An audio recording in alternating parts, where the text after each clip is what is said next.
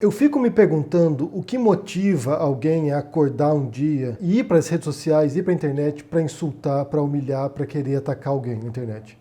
Eu fico me perguntando isso porque realmente é um comportamento cruel, desnecessário e recorrente. O que é o pior é isso. É um comportamento recorrente que a gente vê diariamente, principalmente quem está exposto ou mais exposto na internet, né, que tem mais seguidores, que tem mais pessoas que acompanham, estão mais sujeitos a isso, mas você também aí está suscetível a isso, de ser alvo de ataques na internet por pessoas que são infelizes e que resolvem atormentar a vida dos outros. A pergunta do começo é retórica, porque de fato tem respostas para isso, né, porque as pessoas fazem isso na internet. Mas o tema de agora, né, o tópico que surgiu agora, tem a ver com a Cleo Pires, a atriz global, bastante conhecida, que fez bastante novela já, tem milhões de seguidores no Instagram, e que passou a ser atacada por pessoas agora por causa da forma física dela, por causa da aparência dela. Ela engordou um pouco e isso se tornou motivo para ela ser humilhada publicamente pelas pessoas, receber milhares e milhares de comentários insultando-a, ridicularizando-a e atacando-a enquanto pessoa e até como profissional. Eu quero trabalhar nesse vídeo aqui sobre dois aspectos. O primeiro deles tem a ver com as motivações para isso, por que pessoas vão para a internet para humilhar as outras, para atacar as outras, o que leva as pessoas a fazerem isso.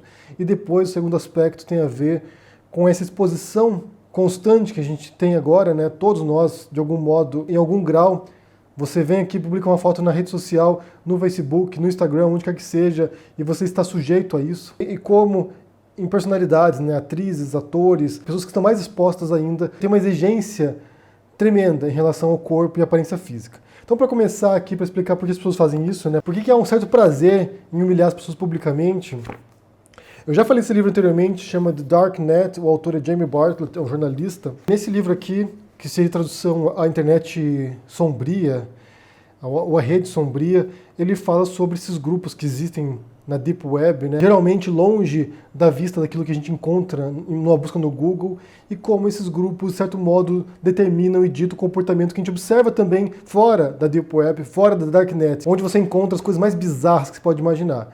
Então o que ele fala aqui, o que o Bartlett defende, é que quando você analisa a história da internet e o comportamento das pessoas dentro da internet, você tem alguns padrões que são observáveis e um deles é a trollagem. Então, quando nasce a internet, junto com a internet nasce também a trollagem virtual. Pessoas que não se conhecem, ou que se conhecem às vezes, mas que estão anônimas no ambiente virtual e que passam a se atacar e se humilhar publicamente nesses ambientes, nesses grupos da internet. E isso perdura até hoje. Isso se proliferou, na verdade. Você vê pessoas aí, grupos que vão juntos, em conjunto, né, como uma manada, atacar pessoas no Facebook, no Twitter, no YouTube, onde quer que seja. No Instagram também, que é onde a Cleo Pires foi alvo de ataques. No primeiro capítulo sobre os trolls, o Jamie Bartlett apresenta aqui alguns aspectos que foram estudados e que explicam esse comportamento na internet, né, aquilo que ele se chama de anonimato dissociativo. Então tem vários aspectos aqui que contribuem para esse comportamento virtual aí de trollagem e de humilhação pública dos outros.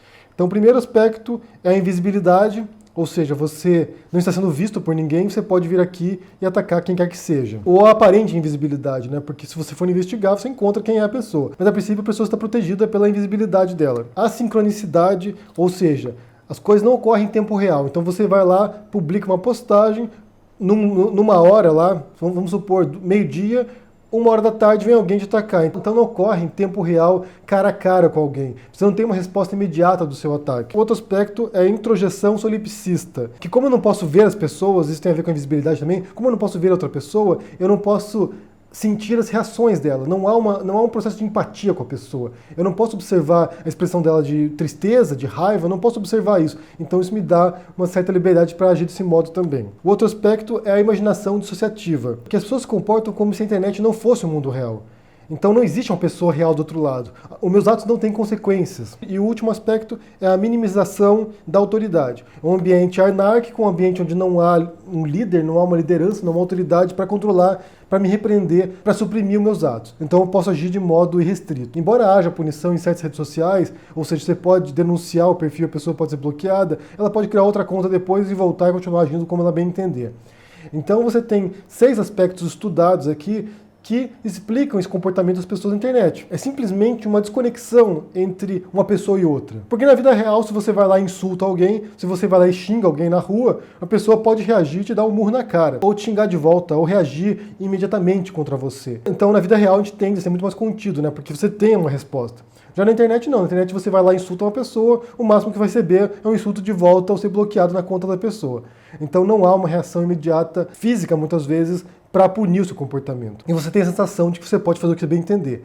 É por isso que há tanto desentendimento na internet, porque as pessoas simplesmente agem como se o outro não fosse uma pessoa real. Então essa é uma primeira explicação para compreender esse momento no qual você tem tanto hater pela internet. As pessoas agem com todo mundo assim. Eu sofro hate constantemente. Eu publico aqui um vídeo, eu falo um A, tem pessoas para me odiar. Isso porque eu não sou uma celebridade. Imagine alguém que tem milhões e milhões de seguidores, milhões e milhões de inscritos, milhões de pessoas assistindo você no cinema, na televisão. Qual não é o grau de pressão sobre essas pessoas? Eu não me importo com hate. Simplesmente eu ouço aquilo ali, eu leio aquilo ali, entra por um ouvido e sai pelo outro. Não me afeta, não abala a minha vida. Mas tem pessoas que são profundamente afetadas por isso. Que sentem a pressão, que sentem a dor de serem humilhadas, de serem insultadas, de serem perseguidas. E isso afeta as pessoas. Pessoas que entram em depressão por causa disso. Inclusive anônimos. Que não são estrelas de Hollywood, que não são atrizes da Globo, que não são youtubers famosos. Pessoas anônimas que vão lá e publicam uma coisa na internet e vem uma enxurrada de hate, uma avalanche de hate. E essa pessoa entra em depressão. Isso acontece muito. Há muitos casos de bullying virtual no qual as pessoas pegam um alvo e passam a atacar aquele alvo ali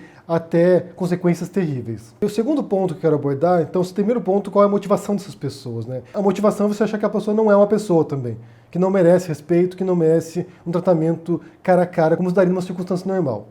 E o segundo ponto tem a ver com a visibilidade mesmo, né? Você tem pessoas que são celebridades, pessoas que são conhecidas no Brasil ou no mundo inteiro, que estão se expondo por causa do seu trabalho, muitas vezes, pessoas que são famosas porque são atrizes, que é um bônus e um ônus ao mesmo tempo da profissão que elas realizam. Tudo que elas fazem está sob constante fiscalização. A pessoa sai na rua, ela é vista, é fotografada, as pessoas se aproximam para pedir autógrafo, para tirar uma foto, então você está constantemente sob os holofotes. E muitas vezes não tem escolha, né? Muitas vezes a pessoa escolheu a profissão e isso é realmente algo que vem junto com a profissão. Você pode tentar se proteger, se resguardar. Tem atores e atrizes que fazem isso de fato, né? Que vão lá, se protegem, se blindam contra esse assédio do público, mas tem pessoas que gostam disso a princípio e depois percebem que traz mais pontos negativos do que positivos muitas vezes. No caso da Cleo Pires, observe que tem a ver com isso também. É alguém que explorou muito a imagem dela, que se expôs bastante e de repente de um ponto em diante começa a ficar tóxico isso aí, começa a ficar negativo. É uma exigência de que ela se exponha. E quando ela faz isso, se ela estiver com um padrão físico que não é aquele que se espera de uma atriz da Globo, que não é aquele que se espera de uma celebridade, ela sofre o ataque por causa disso. Nesse caso em particular, isso a afeta, como ela vai lá e desabafa no Fantástico nesse final de semana, no domingo. Alguém que vive da imagem dela, uma atriz, né, está na televisão e ao mesmo tempo é atacada por sua imagem. E isso não é recente, isso não é de agora. Isso ao longo da história do cinema, da história da televisão, isso é uma constante. Mulheres e homens, principalmente mulheres, né, há mais uma exigência em torno da forma da mulher, na forma física da mulher, da aparência da mulher do que dos homens, mas há uma pressão para atores e atrizes que eles cumpram certos padrões estéticos de suas épocas, porque varia também. O que é bonito hoje não é necessariamente o que era bonito 50 anos atrás, ou 100 anos atrás, ou 300 anos atrás. Os padrões estéticos mudam e essa é a pressão sobre essas pessoas para que elas cumpram esses padrões estéticos. É um absurdo por si próprio, né?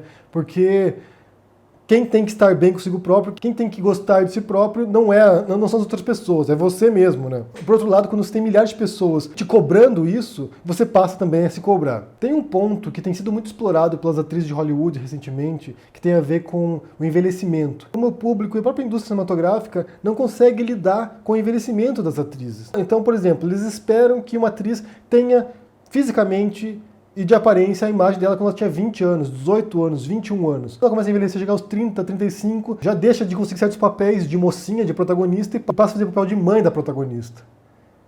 Sendo que essa pressão não é semelhante entre os homens. Você pode ter um ator como o Brad Pitt agora, ou o George Clooney, bem mais velho, e que ainda fazem papel de mocinhos, de protagonistas, com atrizes muito mais novas do que eles. Mas se uma atriz tem 40 anos, ela já não faz papel mais de mocinha, já não faz papel mais principal. Pode ser que seja outro tipo de drama mais adulto que tenha outra exigência, mas isso não é algo que se percebe entre os homens. Mas o fato é que é uma cobrança completamente desnecessária, gente. Porque, como eu disse, os padrões estéticos variam tremendamente de acordo com a história. Tanto de forma corporal quanto de aparência mesmo, de roupa, daquilo que você veste, de como você se comporta às vezes. Então essa pressão, além de ser tóxica, nociva e prejudicar essas pessoas que estão com visibilidade, e aqui serve para qualquer um, na verdade, qualquer um que vai lá e publica uma coisa na internet, está suscetível de ser criticado e humilhado publicamente pelos outros, são pressões estéticas completamente vazias e que não afetam apenas atrizes, mas também jovens que também se sentem pressionadas a manter um padrão estético, porque observa o mundo inteiro fazendo esse tipo de pressão. Uma última observação aqui para concluir, que você observa que esse tipo de ataques são muito mais cruéis, muito mais baixos, muito mais tóxicos quando são mulheres do que quando são homens também. Quando se trata de homens, há um certo ataque à competência da pessoa, à inteligência da pessoa, ao caráter da pessoa, mas quando é de mulheres, é um ataque muito pessoal, é um ataque muito baixo mesmo. É um tipo de ataque não apenas ao profissionalismo delas, mas a elas enquanto pessoas mesmo. Então, nesse caso aí da Cleo Pires, quando você lê os comentários que foram feitos contra ela ali, você vê que são muito, mas muito baixos mesmo, muito ofensivos, muito degradantes, e as mulheres sofrem muito mais isso do que os homens na internet. Muito mais mesmo. E nesse sentido, a gente pode falar por experiência própria aqui, porque a gente tinha um canal anterior que era eu e minha esposa, e o tipo de ataque que eu recebia nesse canal, o tipo de ataque que minha esposa recebia eram muito diferentes, e o grau de toxicidade era muito maior quando era contra ela. Você tem na internet legiões de pessoas que querem fazer da vida dos outros um inferno. Basicamente é isso. E o pior é pensar, se a gente comprar a tese do Bartlett, é que isso é constitutivo da internet, isso faz parte da internet. Eu quero saber se vocês assistiram a entrevista da Cleo Pires no Fantástico, ela desabafando lá, contando a experiência dela de ser humilhada publicamente por causa da aparência dela. O que você pensa sobre isso, sobre essa pressão que existe sobre as mulheres, principalmente sobre as mulheres, em questão da aparência? Você já foi alvo disso em algum momento, né? Tanto homem quanto mulher, se vocês já foram alvos desse tipo de ataque virtual, se há algum modo de enfrentar isso, de confrontar esse tipo de comportamento em manada aí, esse comportamento de matilha na internet, de ir pra cima de alguém. Porque isso não é apenas questão de aparência, não. Isso tem a ver com questões políticas, questões de religião também, de pensamento, em vários aspectos, na verdade, né? Em vários campos diferentes você vê esse tipo de comportamento também. Me digam o que vocês pensam aqui no comentário, deixa o joinha, assina o canal, ajuda no Apoia, e a gente se vê por aí. Abraço e até mais. Tchau!